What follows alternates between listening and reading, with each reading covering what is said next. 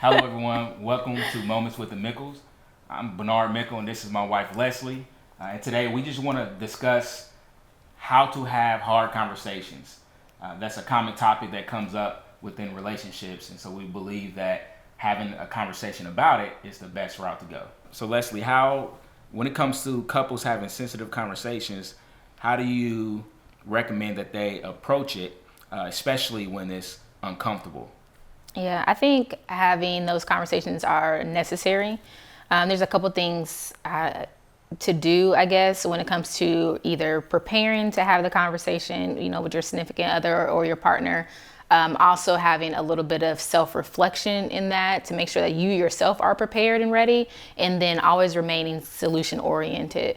So when it comes to like preparing, I would say, like for me, we've been married for 9 years. Mm-hmm. I know when it's a good time and when it's a bad time to, address you in a situation, whether it's it can be something simple or even, again, a hard conversation. So timing for me in terms of when I'm going to approach that situation, I need to make sure that the timing is right. Timing in terms of you, but also in terms of also in terms of just making sure that we have ample amount of time to actually address the situation at hand. I think when you allow it to linger and to fester into, another day, or someone doesn't feel like they're being heard, then that's when you also have just tensions start to rise. The self-reflection piece is making sure that I'm coming to the situation or to that conversation and I'm not upset myself. Yeah. I don't have any, ill feelings. I'm not angry. I'm coming ready to have the conversation with you, and again, remain solution oriented, because how I come to the conversation, that's going to change my body tone, my body language. It's going to affect my tone, and how I come to you is going to kind of set up how that rest of that conversation can go, and that can either go really well or it can go, poorly, if I don't, come to that time in the correct manner, I guess, for the lack of a better term. And then solution oriented, make sure that I'm very clear and concise with what I'm coming to you about, that I am using I statements and I'm not attacking you. That's important, so that we are addressing the situation. I'm not addressing you or your character, because that's not the problem. The problem is whatever that situation is itself. And then lastly, that I give you opportunity to, speak into the situation, tell me your thoughts, your perspective, how you feel. And then again, we come together to be able to have a compromise or come up with a solution that we're able to then walk away with. Yeah, I like that. But the reality is timing, though that's correct. Yeah. It doesn't always happen, especially in a season where you have small children, you go to work, you go pick up kids from daycare or school, you come home, dinner, if they have music or any sports or extracurricular activities. And so a lot of times they end up being evening time or late when you are talking with your spouse, so it makes me think about, do you start the conversation and say, hey, I just want to put something on your mind? Like, what do you recommend, when it comes to really not really finding the time? Yeah, I think it's two different ways you can approach it. So one, you can just blatantly ask your partner, like, hey, I want to share something with you. Is this a good time for me to share it? Regardless if it's the perfect moment, doesn't matter if it's like, okay, we got this time where we're sitting down and, kids are away if you have them, or, you don't have any errands or activities and things that you're running to. Like, if it's not, you might only have a 30-minute window, but if your partner agrees with it that like, no, this is a good time, let's go ahead and have that conversation, then have it. The second approach is to make it a more formal conversation where it's like, all right, we look at the week, we know exactly what the kids got going on, what we have going on, whether that's together or separate. Sunday at 2:00, let's sit down and have a conversation about this situation, so that one, we both, again, are agreeing to the time. We're both coming to that time together had our own self-reflection. We're ready to address the situation, but again, we've carved out time. So I think it really just depends on you, your partner, what you guys prefer, and also just your communication style as well. I mean, if you have a healthier way to communicate and, go through conflict management, and you're able to have those hard conversations in a short amount of time and just on the fly, that works for you. So yeah, I definitely like a lot of what you said. I think I agree with you, especially, you know, for giving a disclaimer of, hey, I want to ask you a question. It can be uncomfortable for you. So do you mind if I ask it now? I like the idea of even dropping it on them and saying, hey, I just want you to think about this right now. I don't want to talk about it necessarily, just because it's being late. We both had long days. I just want you to think about this specific topic or whatever you wanted to bring to your spouse, or your partner. And so ultimately, I think it's important that you are mindful. A lot of what you talked about is mindfulness, being aware of your partner's language when it comes to the best timing to approach them, to talk with them, the best time to bring hard, uncomfortable conversations. What comes to mind a lot of times, in my opinion, just from our experience, was no matter how soft you came, I would get frustrated. I would get upset, and my response would be defensive. So like, that's where I think it's important for us to discuss, like, when your partner doesn't necessarily respond well to you, like, how do you even navigate that? So you brought up a really good situation. So you mentioned, sometimes when you have those hard conversations, you don't always react, the greatest way. So for someone who has reacted negatively when being brought, a hard conversation, difficult, sensitive topic, how would you say someone or a partner should kind of address or handle that when someone does react negatively? Yeah. So the first thing to come to mind for me is be quick to listen, slow to speak, slow to anger. And that was a verse that honestly I wanted to memorize because of this very topic, right? I made it very uncomfortable for you to talk with me and share hard things with me or sensitive things with me, because you were somewhat fearful of like how I would respond, right? I didn't cultivate a space for you to feel safe and want to have a conversation.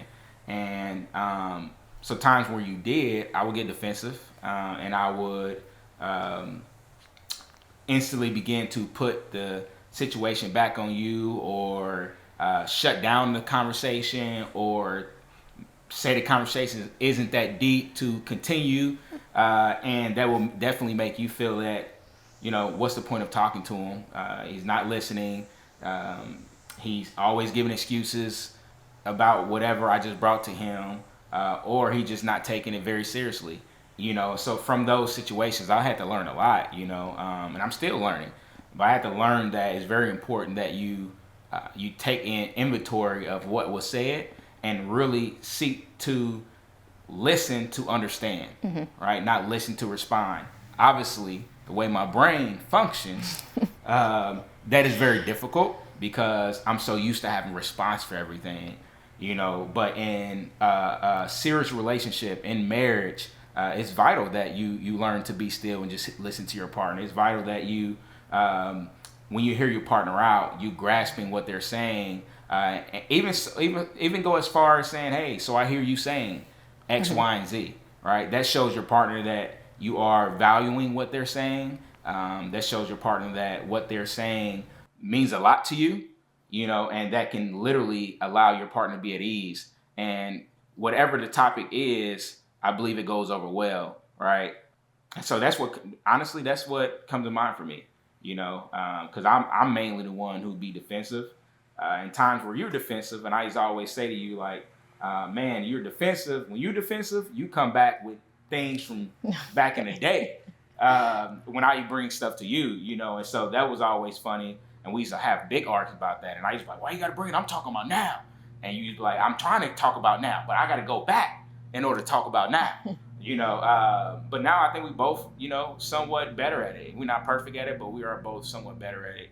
And it's very helpful to have. It's much easier to have harder, more sensitive, uncomfortable conversations And that frees us up mostly. And that's what I like. It frees us up to feel safe. It frees us up to show each other love and that we value who they are. And I think that's what's most important when it comes to having these conversations. All right, that's what set the tone. Is when you cultivate that space for any type of sensitive or uncomfortable relationship to happen. Yeah. Right. I believe that's what will decrease the negative responses ultimately that may come. Right, because a lot of couples who deal with that, more likely than not, it's just, the space wasn't cultivated for that to occur. Sensitive and hard conversations. Yeah. No, I really think that's important. And I like how you're saying, again, make sure that you are setting up a safe environment. You also are kind of underlying the fact of trust is important. As you and your spouse or your partner have trust, you're able to then be able to navigate those conversations a little bit easier, a little bit better. Don't bring up the past, ladies and gentlemen. That's not good, but it's always going to be a work in progress in terms of being able to learn how to address those difficult conversations. So, with that said, what tips would you leave our audience for today? I have a few things. I wanted to make sure that what I share as tips really hit home for everybody, right? So the first one, if I can wrap up everything we said, the first one is. You want to start softly, right? To have these hard conversations, you want to start softly. You want to choose the right time to have these conversations. You want to focus on understanding your partner, and you want to make sure that you stay calm and composed. And most importantly, what my wife shared, you want to be specific and stay on topic, right? Don't go way somewhere else. Don't go 5 years back. Don't go last week, last month. Don't even go 20 minutes ago, right? Stay on topic. To really what your partner is trying to share. So seek to listen, to understand, not to listen to respond. So what tips would you share? So I would say the main tip I would offer up is there's a difference between keeping the peace and making peace.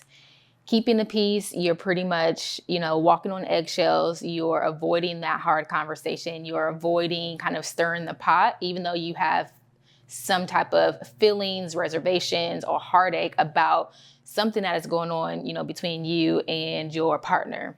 Making peace is coming correctly in terms of addressing the conversation, but ensuring that you are having those difficult conversations with your significant other. When you try to keep everything just stuffed in, eventually it's going to come out, and it's going to come out in a way that you don't want it to come out, in a way where it's not going to be receptive from your partner, and you will likely say things and do things that you wouldn't necessarily do if you would have just, address the situation kind of head on. So that's what I would say. I would always say that addressing the situation is important, and it's necessary for you and your significant other to be able to move forward. Yes, I agree. I definitely want to address the fact that if they react horribly, I have the points for that because people like me who want to respond negatively because we get defensive, right, real quickly. We didn't even hear the whole situation. We didn't even ask for context. We instantly just got defensive. Okay. Partners who have partners like that, it's very important you stay calm, right? I know that can be difficult, but stay calm, right? Because when your partner is heightened in their emotion, it's very important that you don't match them. Second is acknowledge their feelings, right? You want to respond to them in a way that helps them see that their feelings are valid. Right? Even if you don't agree, their feelings are valid. Next one is clarify your intentions. Right? Help them understand. You might need to re-summarize what you're saying to clarify exactly what you're trying to say. Right? Especially if they didn't take what you said. If they didn't take what you said clearly. Right? Fourthly is listen actively. Right? And the last one is take responsibility. So if you came to them wrong and they got defensive, just be honest about that. Say, you know what? You're right. I came at you wrong. That made you feel defensive. Let's start over. Right? Let's start over. Right? Another saying, this is what came to mind through an article I was reading.